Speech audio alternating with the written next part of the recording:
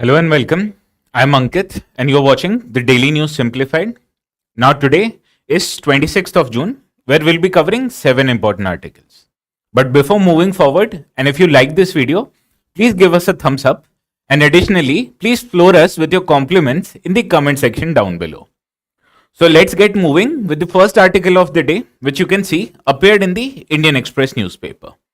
Now this article talks about that government, it must align its policies to promote domestic investment and also promote value addition in country's manufacturing sector. Now manufacturing sector is essential for any developing country because as a country moves from being developing and it transforms into a developed countries, the people who are engaged in say agricultural sector primarily in developing countries, they move towards more economically productive sectors such as that of manufacturing as well as services. So, for any country to become developed, it is necessary to have an elaborate system of manufacturing processes. So, in this regard, UPSC also highlights changes in industrial policy and their effects on industrial growth. Because as you can understand, India is slowly transforming into a developed country because it wants to increase the levels of manufacturing domestically.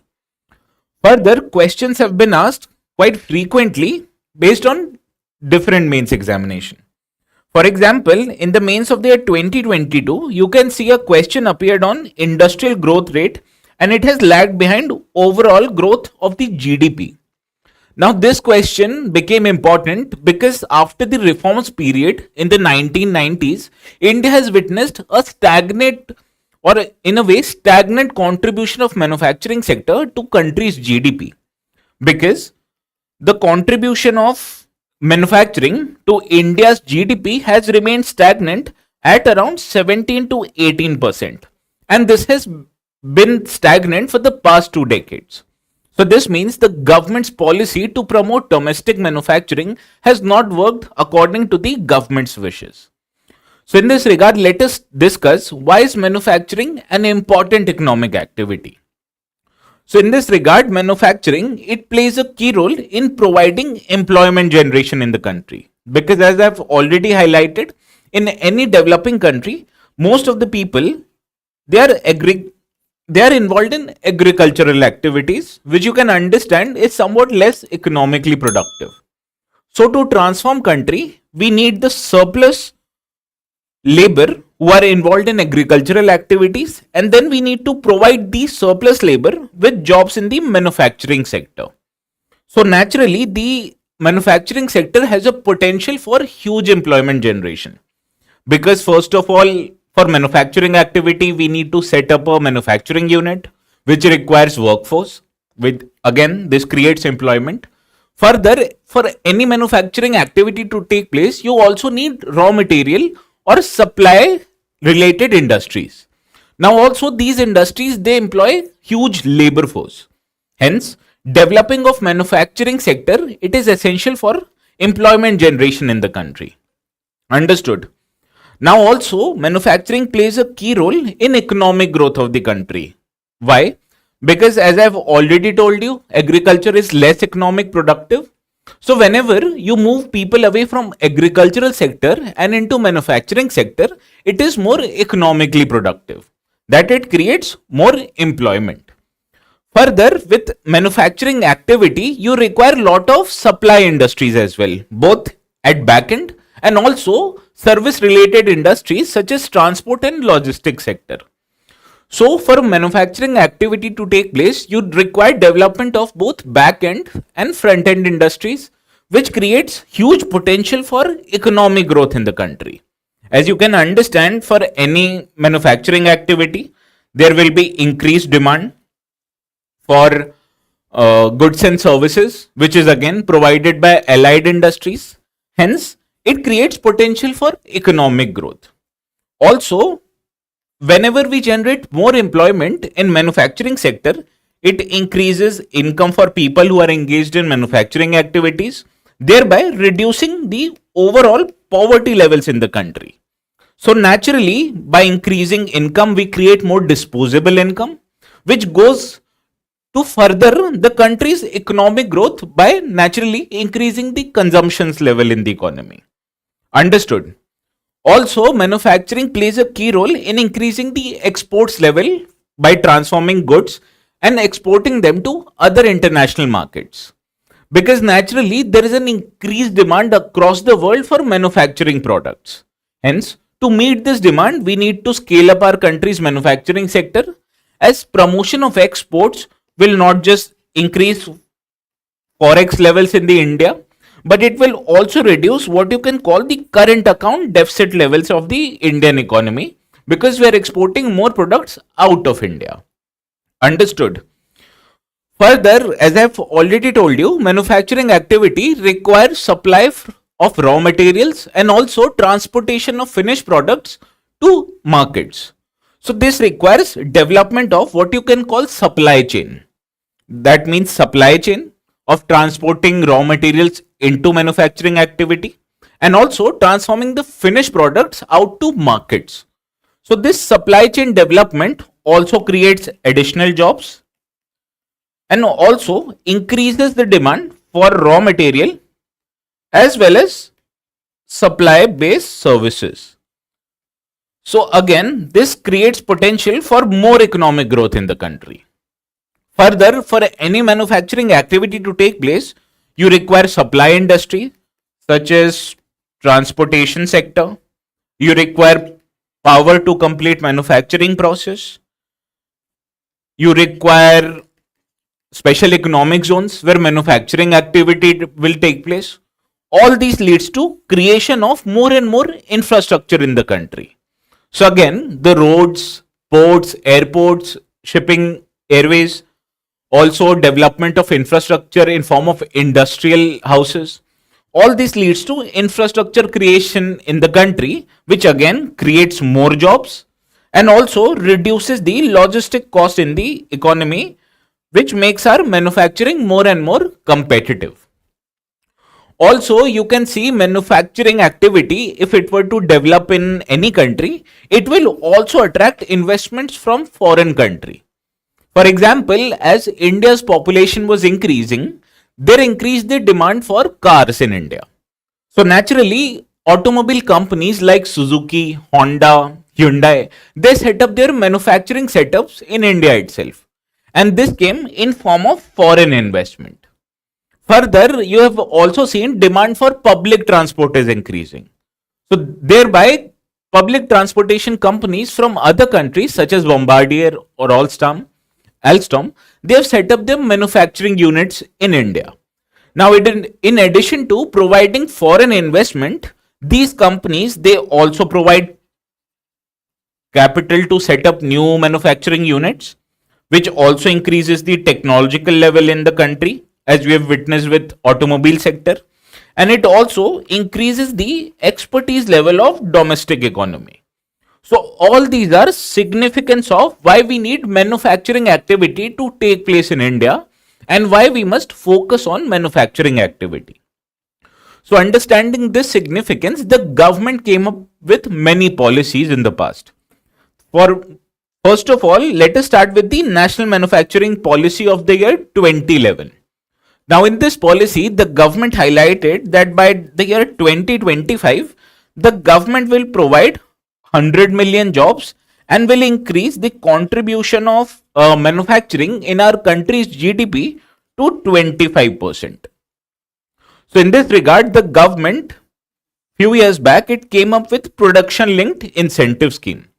Now, this scheme is applicable for 14 sectors which are both employment intensive and technologically competent sectors.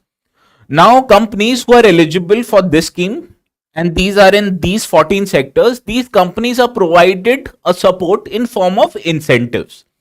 Now, these incentives, they are offered to companies based on their incremental sales. That after they have registered themselves for this scheme, if they are manufacturing additional output, that additional output will be eligible for incentive from the government. Further, government is also focusing on creation of more and more infrastructure. For example, road and ports are being constructed through Sagarmala, as well as Bharatmala projects. Further, government is also providing construction of special economic zones, national manufacturing zones. Also, in addition to providing more efficient logistic in form of construction of dedicated freight corridors in the railway sector. Now, all these additional creation of infrastructure by the government, it attracts foreign capital so that there is a necessary level of infrastructure. So you set up your shop in India and undertake manufacturing activity. Further, labor laws, they were quite tedious in India because there were more than 40 laws that a company required to fulfill if they were to undertake a manufacturing activity. So government, it undertook consolidation of labor laws, that it replaced these more than 40 laws by just 4 labor codes.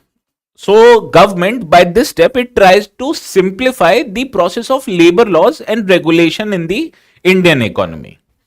Further, government, in order to promote foreign investment, has also liberalized the FDI limits, that in most economically significant sectors, government is now providing 100% of FDI through automatic route, and this has also been done in key strategic sectors such as defense sector. Further, government has also brought forward many other policy measures as well. For example, government, it recently reclassified the definition and eligibility criteria for MSME sector. That for that, more and more MSMEs, they qualify for benefits under various government schemes. Further, government, it also rationalized the corporate taxes, that in a way it reduced corporate taxes for newly set up manufacturing units.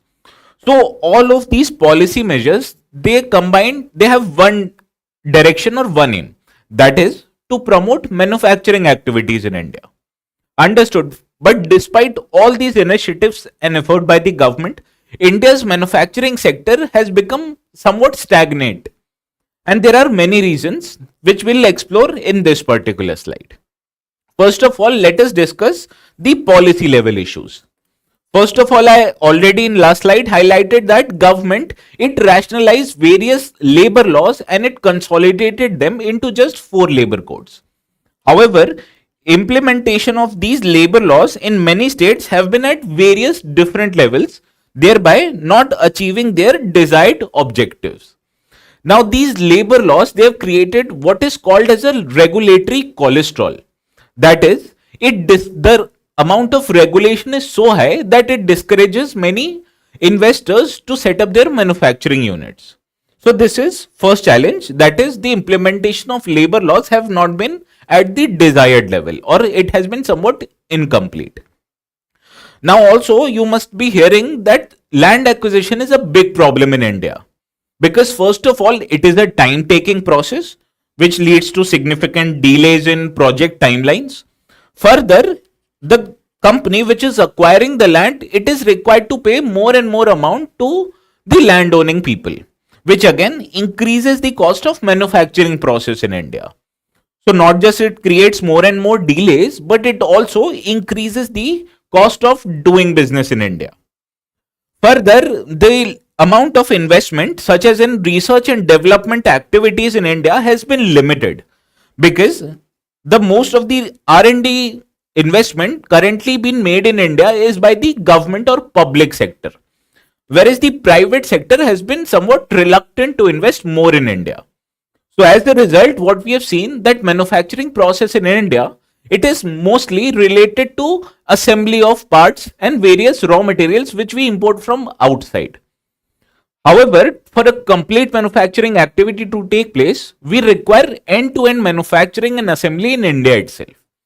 So because of low investment in R&D, the technological levels in countries' private sector has been low, which leads to somewhat less value addition in the manufacturing sector. Also, despite the introduction of goods and services tax, we have seen the complexity in countries' taxation system. Because GST, although it unified the indirect taxes in India, however, frequent changes in its rates, in addition to increased compliance burden, has also reduced the cost, increased the cost of doing business, especially for the small and medium sector companies. So these were the issues that are policy level issues which plague the manufacturing sector in the country. Now let us understand the structural issues. First of all, that the infrastructure level in India, it is somewhat inadequate. Why am I saying this? Because, for example, logistics, that is transportation of raw material and transportation of finished good, is a cost taking business in India. For example, to transport a raw material or finished product, the cost of doing logistics, it is about 14% of India's GDP, and which is quite high as we compare it with other countries such as US and UK, where it is between 7 to 8% in GDP. Now this high cost of logistic in India, it is because of more developed road sector and less developed rail and shipping sector. Because most of the goods which are transported in India, they are done through road sector, because road sector is more developed. And whereas the development of freight corridors and shipping lanes in country, it is somewhat less developed, hence highlighting that the infrastructure level is not as desired. Further, the access to finance, especially for small and medium enterprises, it is still in a nascent manner, because these small and medium enterprises, they rely more on informal sources of financing, which increases the cost of credit. Now all these makes their manufacturing more and more or less competitive, because they are paying more for manufacturing activity. So the access to finance, especially to smaller companies, it is an issue in Indian economy. Also, we have seen that government policies are more oriented to support either large companies or smaller companies. So in an economic pyramid, you can see the presence in India's manufacturing sector is either in form of large companies or small micro enterprises. And because of the support given to small sector companies, these companies, they're reluctant to scale up their manufacturing capacity. Hence, what we have witnessed, that the middle portion, that is middle capacity companies, it is absent in India. So this is what you can call the problem of missing middle, that companies, they either stay very small or they become very large, thereby there is an absence of medium capacity companies. Further, the levels of technological adoption by Indian companies, it is somewhat less when compared to other developed countries. For example, most of the manufacturing activities, they take place through robotics, or they utilize artificial intelligence, machine learning, or data analytics. Now there's an issue in adoption of these technologies, that first of all, companies require more and more finance to adopt these technological devices, and also adoption of these devices, it reduces the potential of employment generation in India. So because of less technological adoption, the levels of our manufacturing capacity is somewhat less when you compare it with other countries. So these are the overall set of issues that plague our country's manufacturing sector. So naturally, in this regard, let us understand what are the way ahead for India's manufacturing sector. Now, the first suggestion in this regard is the need to set up coastal economic zones in the country. And these suggestions are in line with coastal economic zones that are developed in China in cities such as Hong Kong, Shanghai, and Shenzhen. Now, these coastal economic zones, they can be viewed as a special economic zones which are set up near coastal areas. Now, the logic of setting up of these SEZs in coastal areas is that it reduces the time taken for transportation activities. Further, these coastal areas, they are very near to ports, thereby it also promotes export of finished goods and raw materials. So, India is also needed to create more and more coastal economic zones, especially in the coastal states, whether in south and western states. Further, the government also should focus on sunrise sector. Now, these sunrise sector are technological sectors which will be in play in recent years or in coming years. So such sectors such as digital sector or IT sector or artificial intelligence and computer sector, all these sunrise sectors should be focused more, as India will be able to achieve required technological level in coming future. So in this regard, government has taken or it has focused more and more on assembly of mobile devices. Now this is what you can call is a sunrise sector, that demand for electronics is increasing day by day. So government is trying to manufacture these electronic devices in India itself. So such initiatives should also be taken for other sectors such as artificial intelligence as well as Internet of Things. Further, there's also a need to nurture startups in India, because these startups, they are technologically more productive than other companies or well-established companies. So in this regard, these startups should be provided access to finance in form of seed funding and angel investment. Further, these companies should be provided handholding, tax incentive, and also access to markets. So by providing all these benefits to startups will help nurture startups and will help them transform into big companies, thereby creating more and more employment in future. Further, there's also a need to facilitate investment in India, and this can be done by improving the levels of financing in the country. For example, reforming the public sector banks, or by promoting the development of corporate bond market. It will promote investments not just from foreign investors but also from domestic financial sector as well, such as retail and institutional investors. Also, what the government should do is to have a plug and play model. Now this plug and play model is that there exists a particular piece of land which has been given all approved clearances such as environmental and other clearances. Now whenever there's a piece of land which has already has a setup of office and manufacturing units, and these lands will be provided an attractive source of investment, because whenever an investor invests in such a plug and play model, it will mean that the manufacturing activity will be able to take place more and more quickly. Further, to undertake manufacturing activity, you need a skilled workforce. And in this regard, skilling of Indian workforce becomes important, because the levels of formal skilling in India, it is quite low, because it is only about 5% of country's workforce is formally skilled. So in this regard, the skills level could be increased by promoting collaboration between industry, academia, as well as government.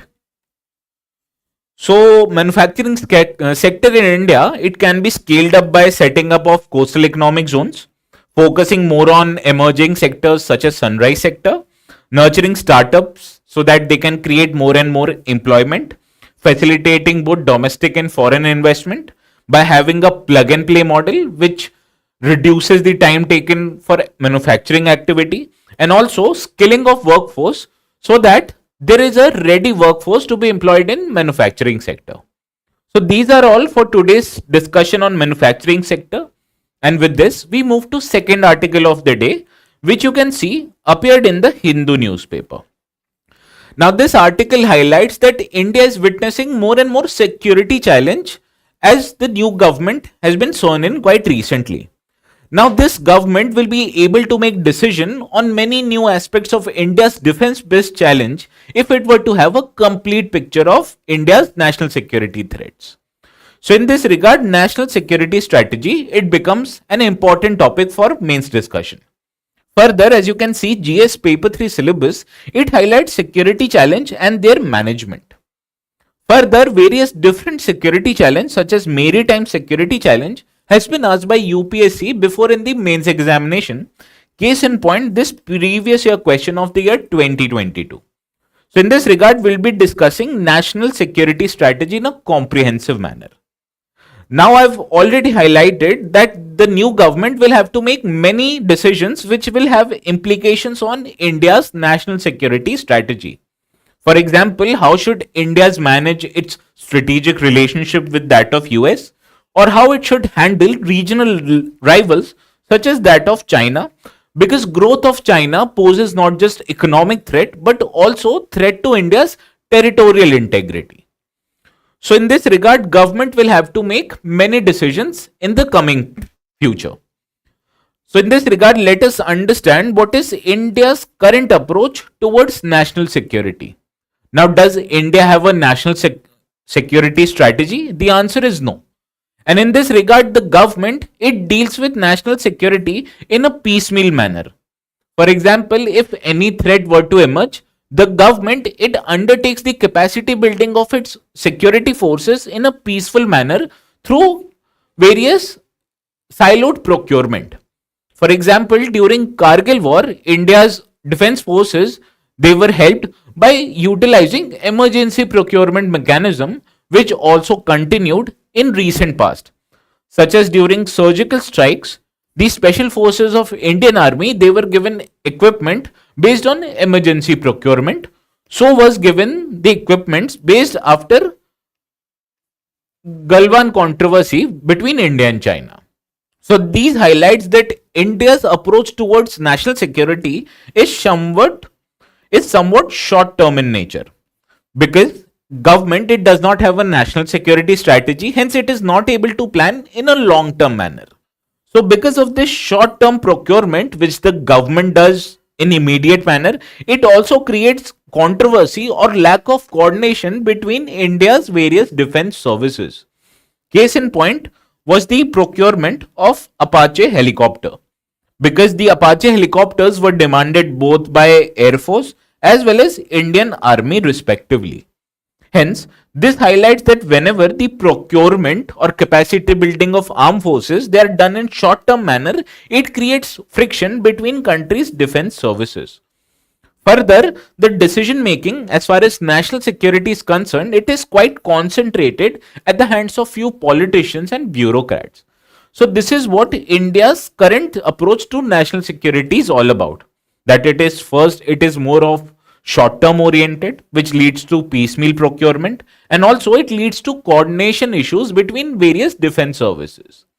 So in this regard, a national security strategy becomes important, because instead of being short term planning, these strategies, they encourage long term planning.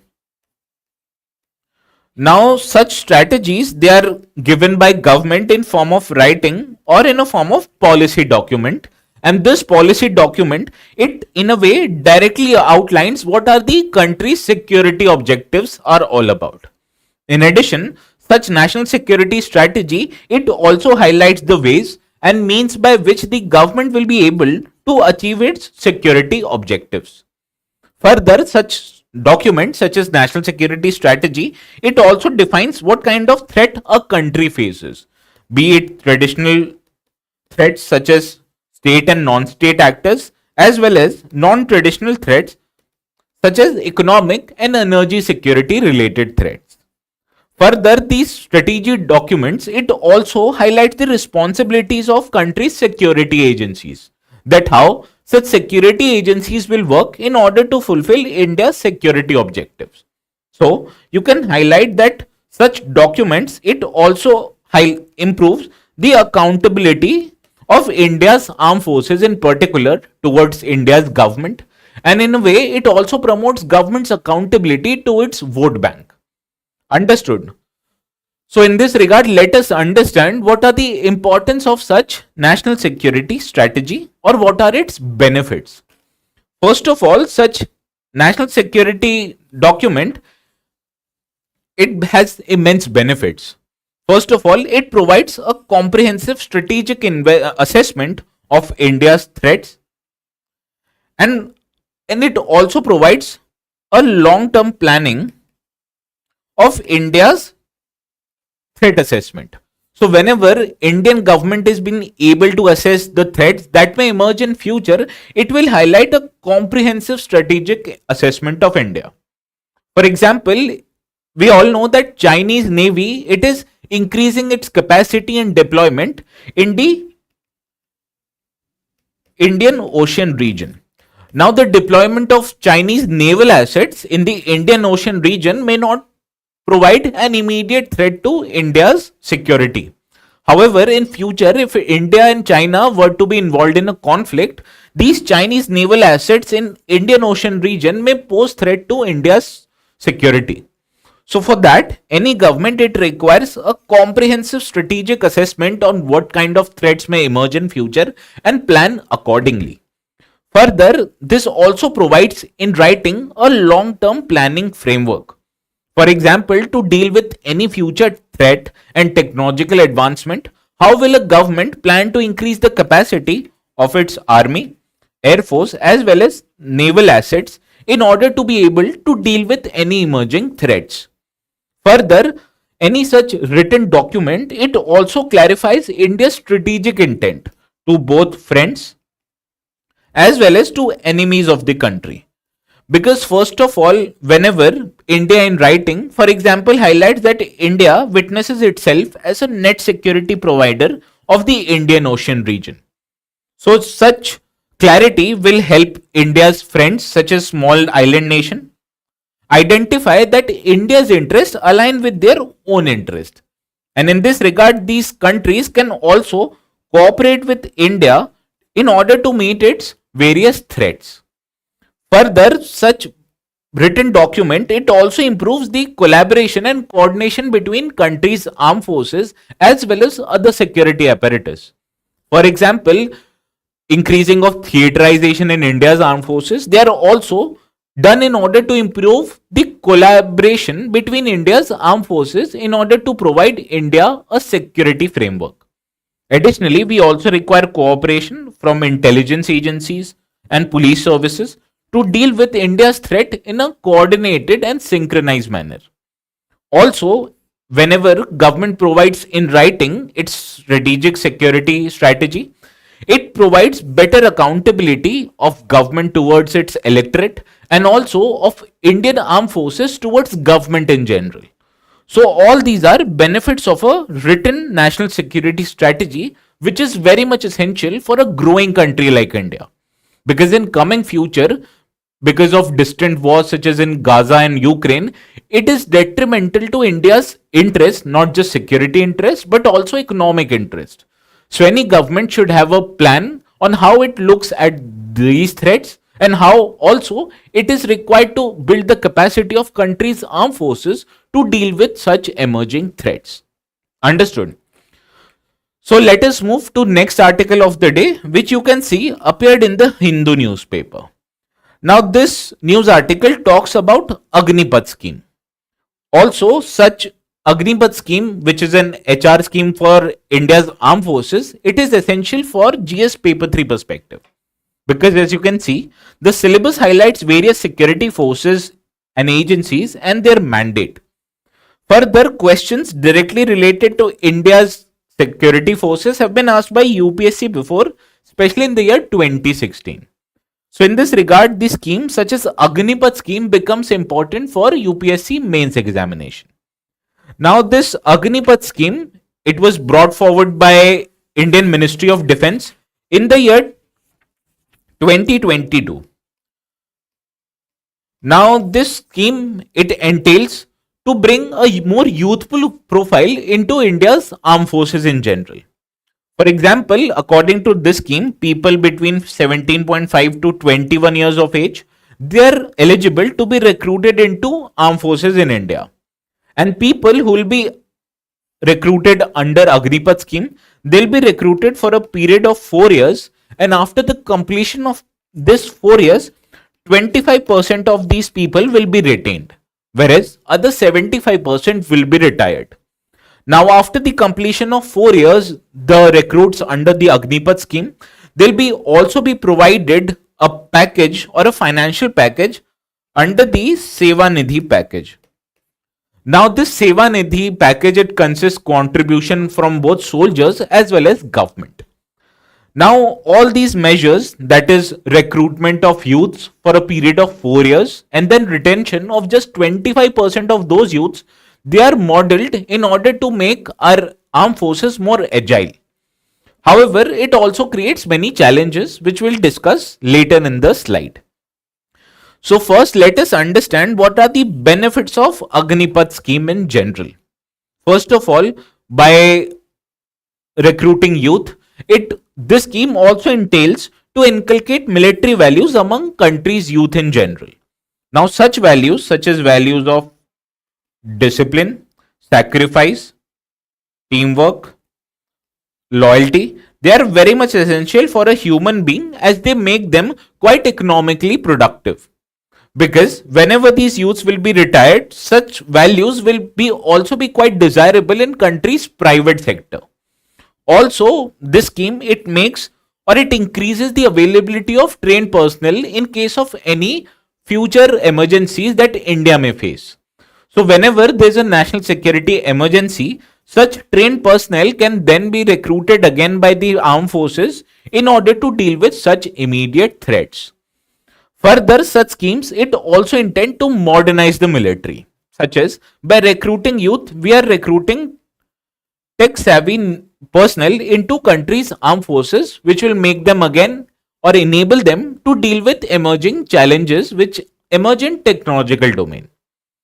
Further, such recruitment measures they are also intend to reduce the revenue expenditures of India's armed forces because a significant amount of expenditure by country's armed forces they are done in order to provide pension to retired personnel. However, by doing the pensions or doing away the pensions for these Agnipath recruits, we are reducing the expenditures in revenue account of armed forces, whereas the funds they can otherwise be utilized for capital expenditures such as procurement of more and more military equipment. However, such Agnipath scheme also comes with various challenges. For example, India's armed forces they are witnessing a significant amount of shortage from COVID-19 pandemic because the recruitment was freeze during this period.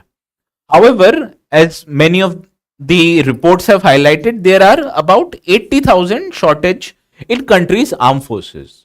However, recent recruitment drive under the Agnipath scheme, they were done only for 60,000 jobs. So you can understand these short-term periods of recruitment under Agnipath scheme. It can also worsen the levels of shortages in country's armed forces because first of all you're recruiting less amount of people and then 75% of these people will be retired after the period of 4 years. Understood? Now also there's another shortcoming that when a soldier they know that they'll only be recruited for 4 years and after completion of these 4 years they'll be again retired, it creates an opportunity for risk aversion among soldiers. Also, this risk aversion can also deteriorate the levels of quality of India's armed force personnel. In addition, it can also create chances of militarization of society because first of all you're providing training to huge amount of youths and they will also be rendered employmentless after the period of 4 years, and then these people they can in future engage in whether antisocial activities. So these are the potential shortcomings of Agnipath scheme which has warranted the government to revamp this scheme in general. So in this regard, let us understand what should be the way forward in order to make the scheme more and more effective. In this regard, first of all, there are various suggestions. The first is that there is a need to increase the levels of permanent recruitment under this scheme. That is, there are only 25% of personnel who are given permanent recruitment under the scheme, and this can be doubled up till 50%. Further, the age levels should also be increased to promote entry of graduates under technical route. That is, the eligibility can be increased from a period of 21 years to 23 years. Also, there is a need to enhance the service duration of the beneficiaries of this scheme, because according to various reports, it takes about 7 to 8 years to completely train a soldier. Hence, the service duration should be increased from 4 to 7 to 8 years in general. Further, it is also essential for a government to provide social security to the retirees of Agnipath scheme. In this regard, a contributory pension plan becomes important, which will have not just pension but also give gratuity to retired soldiers, and also will provide them with compensation in form of any in case they witness any disabilities. Further, there is also a need to train and develop the skill levels of the country's armed forces, as it will provide them with increased revenue to gain employment after they are retired from country's armed forces. So this was all for third article, and with this we move to fourth article of the day, which highlights the importance of China's recent Chang'e mission or Chang'e 6, which was done on the dark side of the moon. Now this probe, which was sent by China to the dark side of the moon, it came back to Earth with lunar samples. Now this lunar sample, whenever it comes back to Earth, it is quite a significant achievement. Now this news article, it becomes important from GS paper 3 perspective, and also it becomes important from mains examination, because you can see a previous year question on James Webb Space Telescope. So as you can understand, even last week we covered this Chang'e 6 mission, which was sent to moon, that was far side of the moon. Now due to a phenomena called tidal locking, which means the time duration taken by moon to complete one revolution of the earth is same to that of time taken by the moon to make a complete rotation on its own axis. And because of this tidal locking, us from Earth, we are only about to witness just one particular surface of the moon, that is the other side of the moon forever remains not visible to humans. Now this other side of the moon, it is called as the far side of the moon, or also the dark side of the moon. Understood? Now that the Chinese probe has come back with the samples, it is also quite significant, because whenever a sample of other planet it returns to Earth, it creates an opportunity for scientists to analyze these samples. Now whenever the scientists are able to analyze these samples, it creates a potential to understand what are the various chemical and physical composition of moon's surface. Also, these samples can be preserved for decades for future missions as well. Also, these samples, they give humans the insight to lunar surface. For example, what are the origin or what is the evolution of lunar surface and how it has evolved over time. Further, it also gives humans the access to lunar resources, because whenever the samples come back to Earth, we can, or the scientists, they can utilize these resources to understand what are the future avenues to harness and mine the resources, because it has been assumed that moon will provide as a launching route to other interspace explorer missions. So when scientists, they can harness and mine the various essential elements of moon, they can utilize these elements as a fuel for other interplanetary missions. So these are the significance of why the samples have returned to Earth, and why it creates a more opportunity for other extraplanetary missions.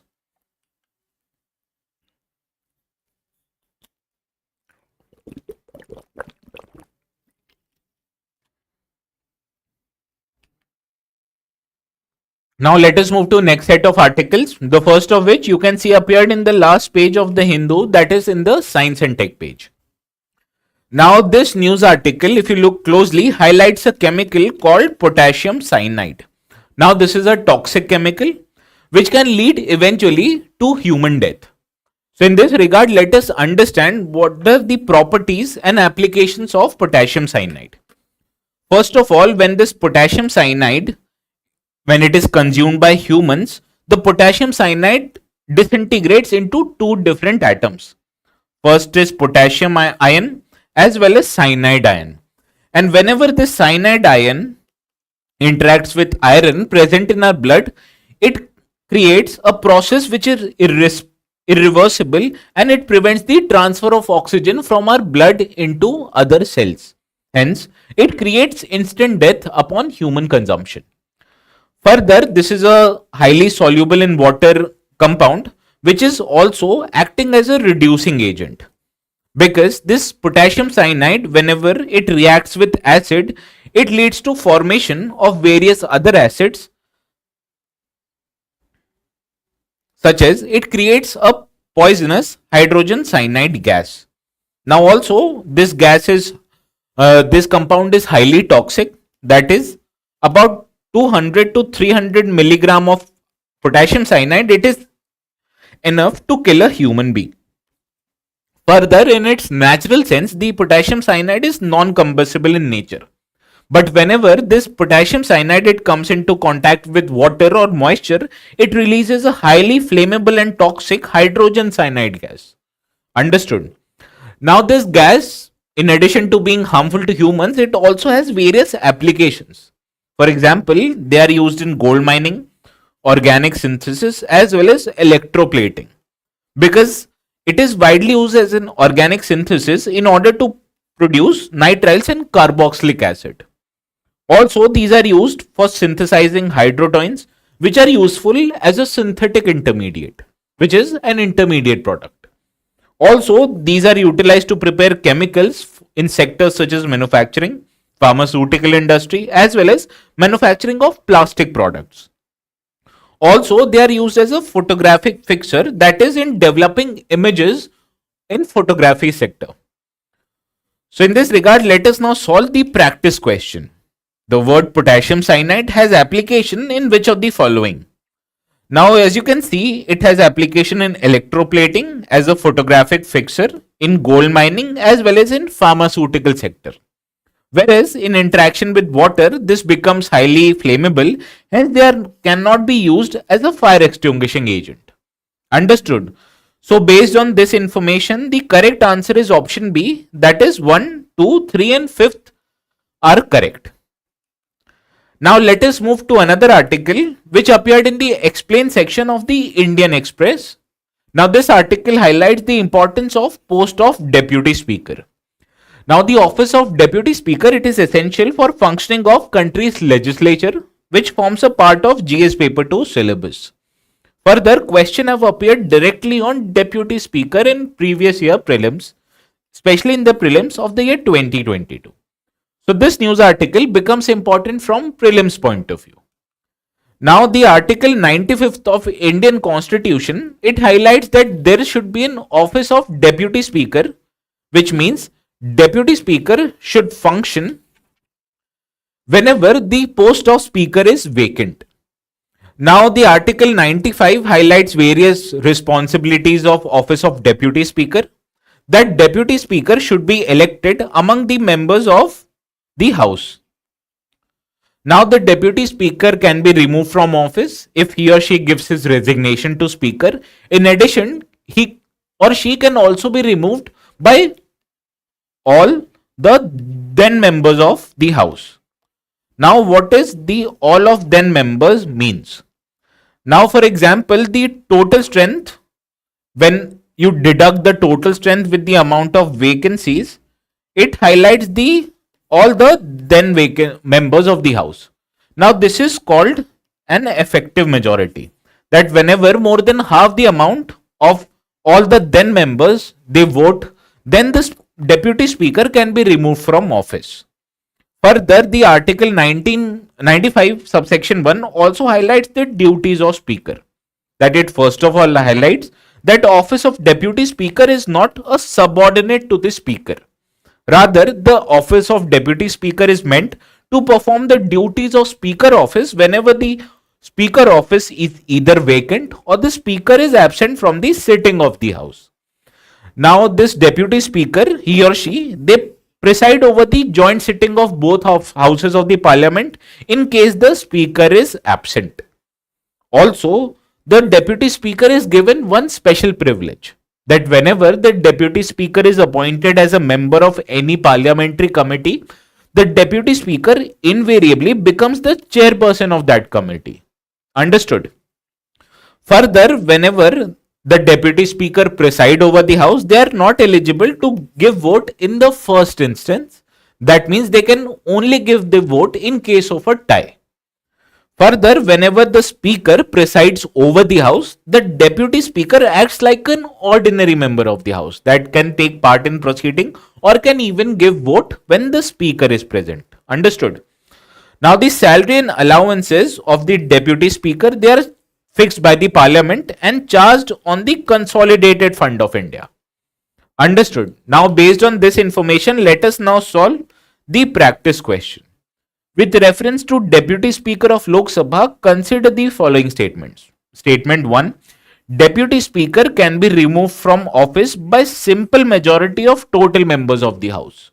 Now, this statement, if you look closely, is incorrect because Speaker can be removed by, or Deputy Speaker can be removed by effective majority. That is, majority of all the then members of the House. That is the total strength of the House. When you deduct the total strength with amount of vacancies, it gives you the effective strength. Now, more than half of the members, they constitute effective majority. Understood? So, Speaker can be removed by effective majority and not simple majority. Moving to second statement, the office of Deputy Speaker is subordinate to the Speaker of Lok Sabha, which again is incorrect because I have already highlighted here. The third statement, whenever he or she is appointed as a member of parliamentary committee, he or she automatically becomes the chairman, which you can understand is a special privilege of the Deputy Speaker. Hence, third statement is correct. So, as only one statement is correct, hence option A is the right answer to this practice question. With this, we move to last article of the day, which highlights the need for making our critical infrastructure disaster resilient. Now, in event of any disaster, we can witness the disruption of critical services, such as services like transportation sector, health sector, communication sector. They become disrupted due to ongoing natural disaster event. So it is essential for any economy in general to make its critical infrastructure more disaster resilient. That not at all it prevents economic loss, but it also enables quick recovery of any economy due to natural disaster. So in this regard, the article becomes important from GS paper 3 perspective, and also that various measures by UN or other intergovernmental body, it has been asked by UPSC before. So we'll be discussing the Coalition for Disaster Resilient Infrastructure, which is given in the news here. Now, this Coalition for Disaster Resilient Infrastructure was inaugurated by Prime Minister of India during the year 2019, and it was done at the UN Climate Action Summit. Now, this is a global partnership which looks to promote increasing resilience of not just the existing infrastructure, but also whenever the new infrastructure is created. Now, the secretariat of this body is located in the city of New Delhi, that is in India. Further, the objectives of this body is to rapidly expand the development of new infrastructure by making them disaster resilient and also retrofitting the existing infrastructure so as to improve their disaster resilience. Further, the membership of this coalition is not just open to countries but also to other UN agencies, multilateral banks as well as private sector and academic sector. Now, majority of the funding under this initiative was provided by India, and also there is no obligation on the part of members to make financial contributions. Now, were many initiatives that have been undertaken under Coalition of Disaster Resilient Infrastructure, the primary of which is the Infrastructure Resilience Accelerator Fund. Now, this fund is worth $50 million and it is functioning under the aegis of CDRI in addition to UN Disaster Risk Reduction as well as UN Development Program. Now, there are other initiatives also, the details of which I have provided in the notes. So, you can refer to the notes after the session ends. So, based on this information, let us now solve the practice question. With reference to Coalition for Disaster Resilient Infrastructure, consider the following statements. The first statement, the Secretariat of CDRI is located in Geneva, Switzerland, which you know already is incorrect because it is located in the city of New Delhi. The second statement, Infrastructure Resilience Accelerator Fund was established with the support of UNEP and UNFCCC, that is United Nations Framework Convention on Climate Change. Now, this second statement also is incorrect because IRAF was established with support of UN Development Program as well as UN Disaster Risk Reduction Program. So, which of the statements given above is or are correct? As both of the statements are incorrect, his option D is the right answer. Sorry. So, with this, we conclude our today's session of Daily News Simplified. We'll see you again tomorrow at 6 p.m. sharp. Until then, I bid you a very good night.